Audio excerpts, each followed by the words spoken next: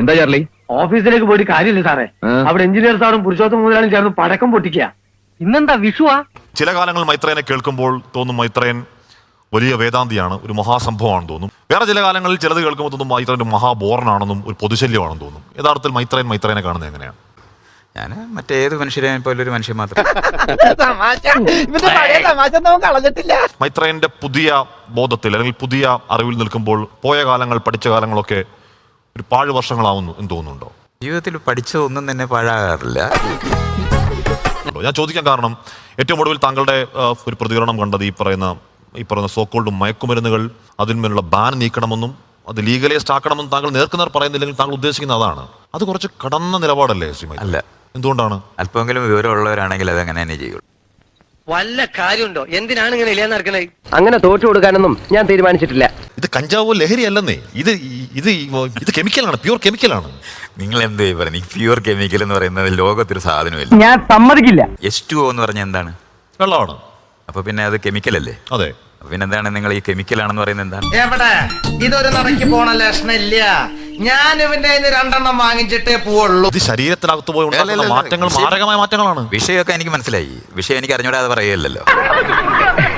നിങ്ങൾ ഈ കഞ്ചാവും സാധനം ഒന്നും ഉപയോഗിക്കുന്നില്ലല്ലോ. പട്ടാളത്തിൽ ചേരുന്നവർ ഇതെല്ലാം ചെയ്യുമല്ലോ, കൊല്ലുമല്ലോ, വെടിവെക്കുമല്ലോ, ബോംബ് ചെയ്യുമല്ലോ. അതെങ്ങനെയാണ് ഉണ്ടാകുന്നത്? അതിന് ആ യുക്തി വെച്ച് എങ്ങനെയാണ്? ആ യുക്തി എന്താ കുഴപ്പം? അത് കുയുക്തിയാണത്. എന്ത് കുയുക്തി? താനാണ് കുയുക്തി പറഞ്ഞോണ്ടിരിക്കുന്നത്. ഇതെല്ലാം കൂടി ഞാൻ ഈ പറയുന്ന വിഷയം മനസ്സിലാക്കാതെ നമ്മൾ പൊലിപ്പിച്ച് പറയുന്ന ഈ വിഷയം മാറിപ്പോത്തൊന്നുമില്ല. ഇനി വെച്ച് നീട്ടിക്കൂടാ. ജയിക്കണമെന്നുണ്ടെങ്കിൽ രണ്ടും കൽപ്പിച്ചുള്ള ഒരു കളി കളിച്ചത്.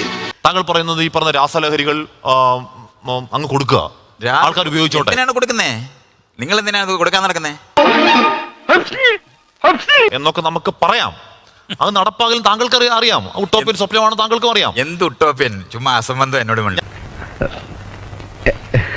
ഇവിടെ ശാക്തിക ചേരികൾ കൂടുതൽ ബലപ്പെടുന്ന കാലത്ത്, രാഷ്ട്രങ്ങൾ കൂടുതൽ ശക്തമാകുന്ന കാലത്ത് അതിർത്തികളില്ലാത്ത വിശാലമായ സാമ്രാജ്യം ഒന്നും ഉണ്ടാവാൻ പോകുന്നില്ലെന്നും മൈത്രേൻ നന്നായി അറിയാം. അറിഞ്ഞൂടാ. എന്നാ പിന്നെ തനിക്ക് ആദ്യം പറഞ്ഞു. തന്നെ പോലുള്ള വിഷയവിവരമില്ലാത്ത മാർക്ക് മാത്രമുള്ള നിലപാട്. അപ്പൊ താങ്കൾ ഇപ്പോൾ പ്രതീക്ഷിക്കുന്നു ഇന്ത്യയുടെ പാകിസ്ഥാനും അതിർത്തികൾ മായാൻ പോകുന്നു. ഇന്ത്യയും പാകിസ്ഥാനും പോലെ ഒന്ന് നിർത്തുമ്പോൾ മറ്റേത് തുടങ്ങും. അമേരിക്കയുടെ, കാനഡ, മെക്സിക്കോ അതിർത്തികൾ മായാൻ പോകുന്നു. വിശാലമായ സ്വർഗം ഉണ്ടാകാൻ പോകുന്നു. താങ്കൾ വിശ്വസിക്കുന്നോ? ഞാൻ വിശ്വാസം ഒന്നുമുള്ള ആളല്ല, വിവരമുള്ള ആളാ.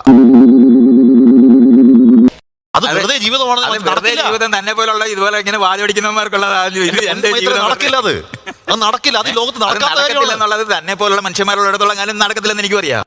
ഇത് വടി കൊടുത്ത് അടി വാങ്ങുന്ന പരിപാടിയാണല്ലോ ബാബു. അങ്ങയുടെ വിശാലമായ സ്വപ്നം മാത്രമാണ് സ്ഥിതി സമത്വം എന്ന് പറയുന്നത് പോലെ വിശാലമായി നടക്കാത്ത സ്വപ്നം മാത്രമാണ്. നടക്കാത്ത സ്വപ്നമാണെന്നുള്ളത് ഞാൻ തീരുമാനിച്ചോളാം. അത് ഇയാൾ എന്നെ പഠിപ്പിക്കൊന്നും വേണ്ട. ചേട്ടാ, ഇത് വലിയ പുലിവാലായല്ലോ. താങ്കളുടെ തീരുമാനം അല്ല. അതെ, പിന്നെ തനിക്ക് അല്ല.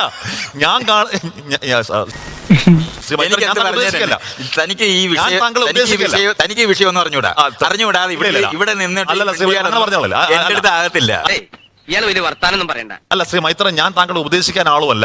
അപ്പൊ പിന്നെ എന്തിനാണ് മനസ്സിലാക്കിയാൽ മതി. അപ്പൊ ചോദിച്ചു മനസ്സിലാക്കുക. അല്ല, ഞാൻ ഇടപെടേണ്ട വല്ല കാര്യം. ആനന്ദനല്ല, ഐക്യരാഷ്ട്ര സംഘടന വിചാരിച്ചാലും ഇവരുടെ പ്രശ്നം തീരില്ല.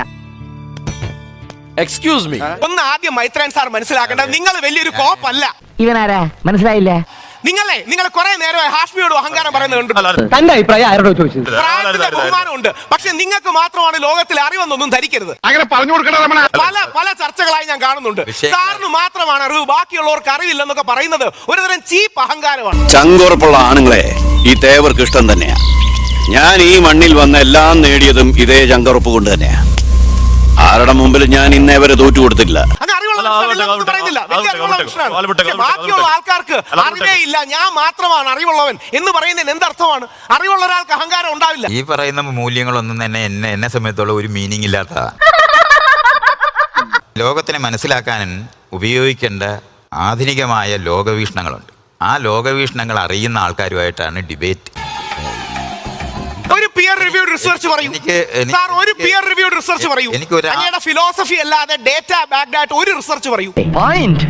ഞാൻ അങ്ങനെ 10 റിസർച്ച് എടുത്തിട്ടുണ്ട്. ഹാർവേഡ്, സ്റ്റാൻഫോർഡ്, ഓക്സ്ഫോർഡ് അടക്കമുള്ള 10 റിസർച്ച്. അങ്ങയുടെ നിലപാടുകൾ സ്ഥാപിക്കാൻ ഒരു റിസർച്ച് പറയും. പിന്നെ ഒരു മത്സരത്തിനെങ്കിലും പരാജയപ്പെടുത്തിയിട്ടേ ഞാൻ PSC ടെസ്റ്റ്. എനിക്ക് ഈ മേഖലയിലകത്ത് ഒരാളുടെയും പ്രമാണം ആവശ്യമില്ല. കറക്റ്റ്. അതായത് റിസർച്ച് ആവശ്യമില്ല. ഞാൻ എന്റേതായ ഡയലോഗുകൾ ഉണ്ടാക്കും. എന്റേതായ ഡയലോഗ്. വിശ്വാസിക്ക് അയാൾ താങ്കളാണ് വിശ്വാസി. താങ്കൾ അന്ധവിശ്വാസിയാണ്. വിശ്വാസിക്ക് ഡോഗ്മയിൽ പിടിച്ചിരിക്കുന്ന അന്ധവിശ്വാസിയാണ് താങ്കൾ. ലെജിറ്റിമേഷന് വേണ്ടി അവിടുന്ന് ഇവിടുന്നും സാധനങ്ങൾ എടുത്തുകൊണ്ട് വന്ന് സംസാരിക്കുന്ന ഒന്നുമല്ല ഡിബേറ്റ്. ഇനി നിൽക്കണ്ട വലിയ ഞാൻ പോയിട്ട് പിന്നീട് എന്തെങ്കിലും വരാം. അവിടെ ഇരിക്കില്ല.